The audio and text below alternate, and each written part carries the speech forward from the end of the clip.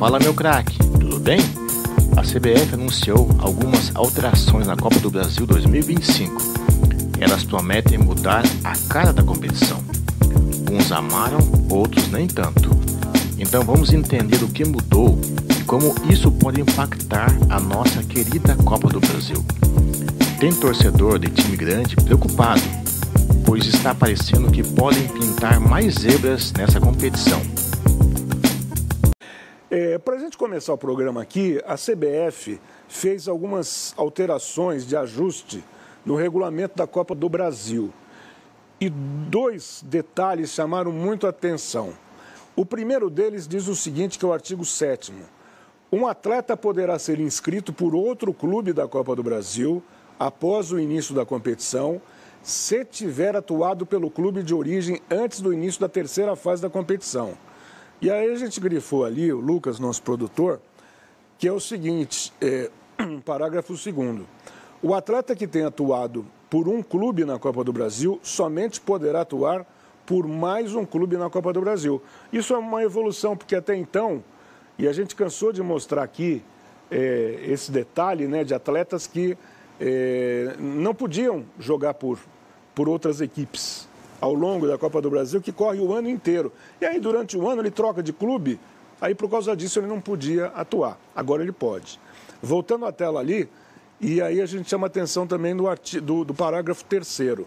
Uma vez iniciada a Copa do Brasil, cada clube poderá inscrever até 3 atletas que tenham anteriormente atuado por outros clubes antes do início da terceira fase da competição. No artigo 21, é relacionado ao critério de desempate. Você se lembra que antigamente o time visitante, nessa primeira fase, jogava pelo empate, pela vitória ou pelo empate, né? E, em geral, eram clubes grandes, com jogadores renomados, caros, que o time ia lá para o norte, nordeste, se retrancava todo, saía com empate, estava classificado para outra fase. Agora mudou. Se houver empate, sabe o que vai acontecer? Disputa de pênaltis. Então, isso também é uma mudança significativa e quero a opinião dos colegas aqui em relação a esses 2 artigos mudados aí da Copa do Brasil. Eu gostei dessas alterações. Inclusive, na Copa do Brasil do ano passado, os 2 finalistas tiveram restrições por causa do regulamento antigo, né?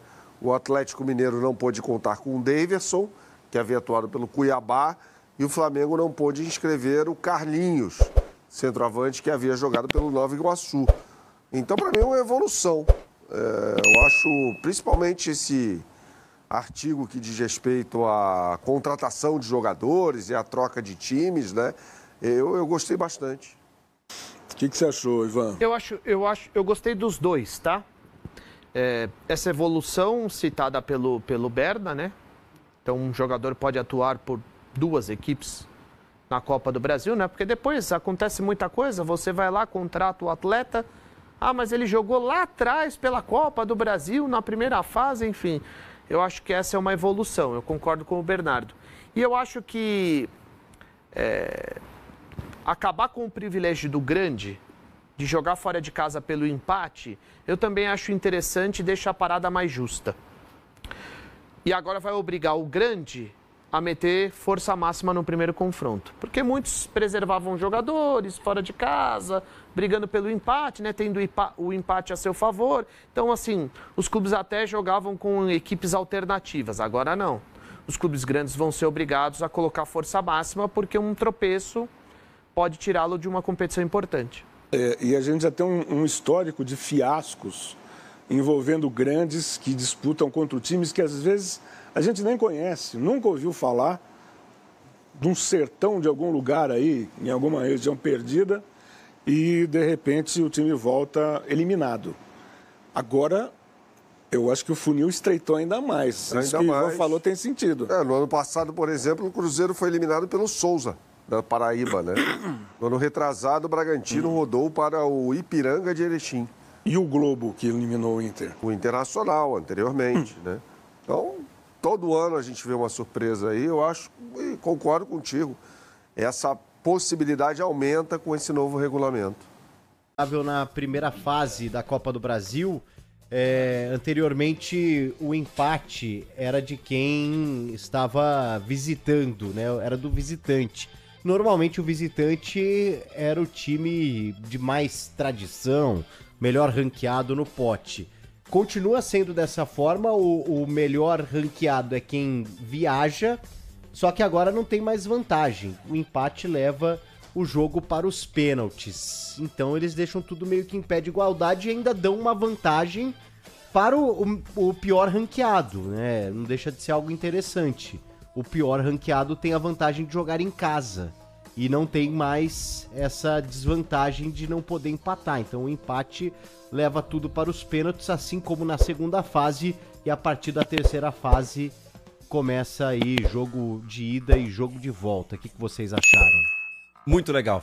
Eu concordo também. Eu achava muito injusto o time que tava indo jogar ter essa vantagem do empate, porque, querendo ou não, a gente sabe que o time que tava sendo o mandante ali, ele era mais fragilizado, ele às vezes tinha menos orçamento. Claro que aconteciam alguns casos, por exemplo, o Souza ano passado eliminando o Cruzeiro, por exemplo, né? Que a gente via esses casos acontecendo na Copa do Brasil. Mas acho que isso deixa a competição com mais isonomia, né? Que é o que a gente preza na Copa do Brasil, que passou por algumas mudanças aí também em relação aos times que jogam a Copa do Nordeste, que conseguiam vagas por conta da Copa do Nordeste. A CBF tá projetando algumas mudanças ainda para acontecer dentro da Copa do Brasil, mas acho que essa daí é muito justa porque você deixa a competição com mais isonomia. O que eu faria, que eu falei até no passado, é na terceira fase voltar com aquela coisa de... Se o time ganhou por mais de 2 gols de diferença na casa do adversário, nem tem jogo da volta. Mas... é uma questão de bilheteria e tal, enfim, né, de premiação. Mas ia ser polêmico, hein, isso daí? Os times times iam ficar... Mas os times iam ficar malucos se em 2025 acontecesse isso, os clubes iam ficar... Mas até poucos anos isso acontecia. As primeiras fases da Copa do Brasil, antigamente, não tão antigamente assim, mas ali, final dos anos 90, começo dos anos 2000, não tinha... Todas as fases eram ida e volta, porém, as 2 primeiras fases você tinha essa questão. Então, por exemplo, o São Paulo ia lá jogar contra o Sinop. São Paulo ganhava de 2-0 na casa do Sinop, ou 3-1, já não tinha jogo no Morumbi, entendeu? E eu senti falta disso nessa terceira fase, porque esse ano mesmo, né, o São Paulo, eu nem lembro quem que o São Paulo pegou altos, não foi algum time, eu lembro que o São Paulo goleou lá, e aí teve um jogo aqui no Morumbi que não valia absolutamente nada, né? Mas tem uma questão também, a gente teve muitas zebras nas últimas edições de Copa do Brasil, isso vai facilitar. E eu me preocupo nessa mudança de regulamento não com os times grandes, mas com aqueles times que entram nessa regra e são mais estruturados, mas não necessariamente são times grandes. Às vezes um time da Série C calha de entrar como visitante nessa primeira fase. Esse time pode sair prejudicado, porque ele vai pegar um confronto que às vezes pode ser mais igual do que é o do time mandante com o time da primeira divisão ou até da segunda divisão. Tem esse ponto, mas ainda assim eu acho mais justo, porque eu não gosto de ninguém que entre no campo com o empate no bolso, né? Eu acho que o empate como resultado de classificação é uma regra que nunca me agradou e acho que a CBF acerta. Não acerta de mudar isso de última hora, né? Podemos dizer. Podia ter avisado ano passado, tudo bem, né? Poderia fazer isso de outra forma, mas não dá pra dizer que foi meio surpresa, né? Pois é, podia ter sido combinado antes. Pois é. Essas mudanças, implementadas pela CBF, colocaram fogo nos debates sobre o futuro da Copa do Brasil. E aí, gostou das mudanças? Queremos saber a sua opinião. Deixe seu comentário. Curtiu esse assunto? Então compartilhe e se inscreva no canal. Sucesso, Deus abençoe. Valeu!